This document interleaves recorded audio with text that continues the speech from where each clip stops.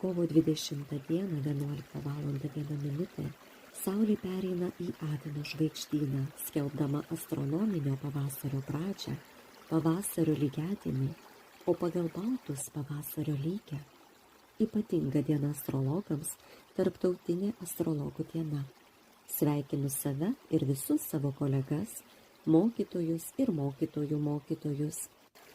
Pavasario lygiadienis tai metas, kai susilygina šviesa bei tamsa, dienos vis labiau ilgėja, gamtoje vyksta stebuklingi virsmai, todėl ir mums svarbu susilygiuoti su augančios šviesos energija, pažadinti vidinę šviesą.